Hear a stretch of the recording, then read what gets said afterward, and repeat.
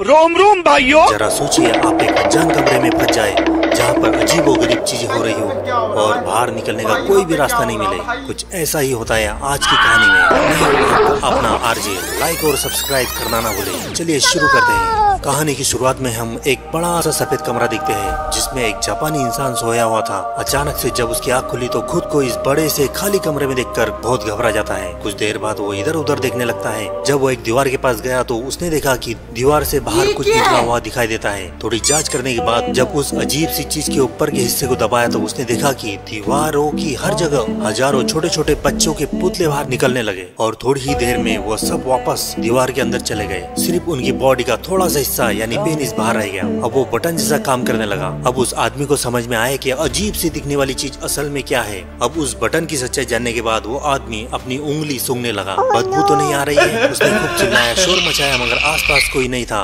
जो उसकी हेल्प कर सके। लेकिन जब उसे कोई जवाब नहीं मिला तो एक एक करके अलग अलग बटन को दबाने लगा और हर एक बटन से नई नई चीजें कमरे में गिरने लगती। कभी टूथब्रश निकल आता तो कभी एक बड़ा सा गुलदस्ता। उसने हिसाब लगाया कि एक बटन दबाने से कोई एक चीज बाहर निकल आती है। उसने टेस्ट करने के लिए एक ही बटन को बार बार दबाकर चॉपस्टिक का ढेर लगा दिया। लेकिन दूसरा बटन दबाते से ही एक स्टील का शॉपिंग कार्ट तेजी से निकला और जोर से उसके पैर पर लगा, जिसकी वजह से ये दर्द में चिल्लाने लगा। अब उसने अगला बटन दबाया तो वो ट्रांसफर होकर एक बच्चे के पिछवाड़े में बदल जाता है जो इसी के मुंह पे बात देता है। इसके बाद उसने अलग अलग बटन दबाकर ढेर सारी चीजें इकट्ठे कर ली। बैठे बैठे जब बॉल से खेल रहा था तभी बॉल जाकर एक बटन पे लगती है जिससे क्रीम वाली एक लजीज जापानी डिश बाहर निकल आती है। ये देखकर वो बहुत खुश होता है क्योंकि उसे बहुत भूख लगी थी। वो सोच ही रहा था इसके साथ टोमेटो सॉस भी मिल जाए तो मजा आ जाएगा। और उसके बार बार बटन दबाने के बाद भी हर बार सिर्फ क्रीम वाली एक ही चीज निकल आती थी। वो इसे चुपचाप खाने लगा। खाना खत्म हो जाने के बाद जब उसने और इसे मंगवाने के लिए फिर से बटन दबाया तो अब की बार सोया सॉस की बोतल उसके सामने आ गई। उसने गुस्से में बोतल को दूर फेंक दिया। जब जरूरत थी तब नहीं आई। अगला बटन दबाने पर उसे 3D गॉगल मिला। गॉगल पहनकर उसने देखा कि उसे एक बेबी एंजल अपने बटन की तरफ इशारा करता हुआ दिखने लगा। ये देखकर वो बहुत खुश हो गया। उसे लगा कि अब तो यहाँ से जाने का रास्ता मिल गया। लेकिन बटन दबाने पर काउंटडाउन शुरू हो गया। काउंटडाउन शुरू होने के बाद छत से एक बड़ा सा पिछवाड़ा बाहर आता है और उसके पौने पर ही बात देता है। अब थोड़े सूद में आने के बाद थोड़े और बटन दबाने के बाद उसे एक किताब मिली जो उसे काफी मजेदार लगी। कुछ घंटे में उसने इसके 5 चैप्टर पढ़ लिए। लेकिन जब उसने छठी किताब पढ़ने के लिए बटन दबाया तो 7वीं किताब बाहर आई। परेशान होकर उसने दूसरा बटन दबाया लेकिन उसमें भी 8वीं किताब और 9वीं किताब निकली। छठी चैप्टर की किताब की चाह में उसने एक और बटन दबाया। तब उसे अपने पीछे एक दरवाजा दिखाई पड़ा। उसे देखकर ये बड़ा खुश हुआ कि आखिरकार अब वो बाहर निकल सकता है। लेकिन अपने इसी एक्साइटमेंट में वो ये भूल गया कि आखिर वो बटन कौन सा था। तो ऐसे ही गड़बड़ में आसपास के कई बटन दबाने लगा। पहला बटन दबाने पर एक अजीब सी शक्ल का अफ्रीकन आदमी एक दीवार से दूसरी दीवार की तरफ भागते हुए चला गया। दूसरे वाले बटन से उसके सर पर पानी गिरने लगा। लेकिन आखिरकार तीसरी बार में दरवाजा खुल गया और जैसे ही वो बटन को छोड़कर दरवाजे की तरफ जाने लगा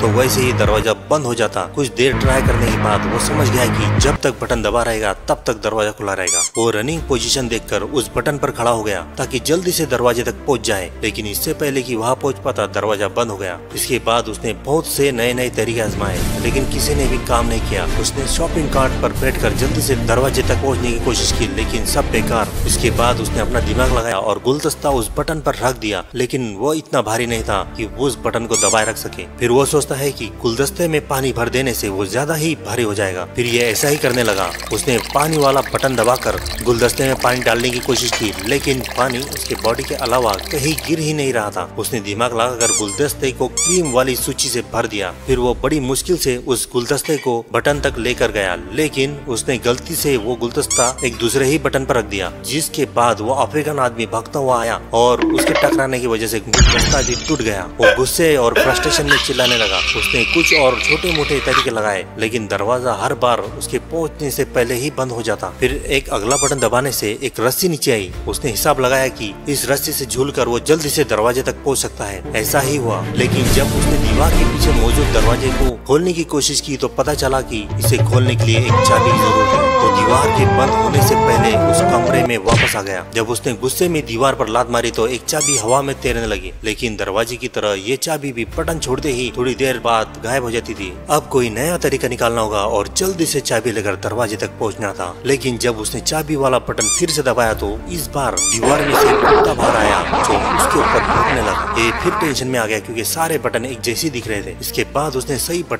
ढूंढकर उस पर क्रीम वाली सूची का एक टुकड़ा रख दिया। कुछ टाइम फेल होने के बाद आखिरकार वो चाबी लेकर दरवाजे तक पहुंच गया, लेकिन अभी भी परेशानी खत्म नहीं हुई क्योंकि दरवाजे के ऊपर की तरफ एक और नंबर वाला लॉक लगा हुआ था। वो जल्दी से कमरे की तरफ गया, लेकिन बाहर निकलते हुए फिर से दीवार जोर से उसके पिछोड़े पर लग गई। उसने फ्रस्ट्रेशन में प्लंजर दूसरी तरफ फेंका और प्लंजर एक बटन पर लगा। जैसे ही लगा वो अफ्रीकन आदमी फिर से बाहर आया, लेकिन अब की बार उसने नोटिस किया कि उस अफ्रीकन आदमी के सर पर कुछ नंबर लिखे हुए थे। शायद ये उसी ताले के नंबर थे जिससे वो ताला खुलेगा। क्योंकि दीवार बार बार बंद हो जाती थी तो उसने 3 बार में वो ताला भी खोल दिया। दरवाजा थोड़ा जाम सा लग रहा था, लेकिन थोड़ी एक्स्ट्रा जान लगाना पड़ी और इतने में दीवार भी वापस नीचे चले गई। अब वो इसमें ही फंसा रह गया। यहाँ पर इतनी जगह नहीं थी कि वो दरवाजे को पूरा खोल सके और हताश हो गया और वही बैठकर रोने लगा। अब उसे कमरे के अंदर का समय याद आ रहा था। उसे एहसास हुआ कि कमरे में उसके पास कितना कुछ था। वो बाहर नहीं जा सकता था, लेकिन जो चीज थी वो उसके पास थी। उसने सही समय पर उसकी कदर नहीं की। अचानक इसको अपनी राइट साइड में एक हवा का झोंका महसूस हुआ।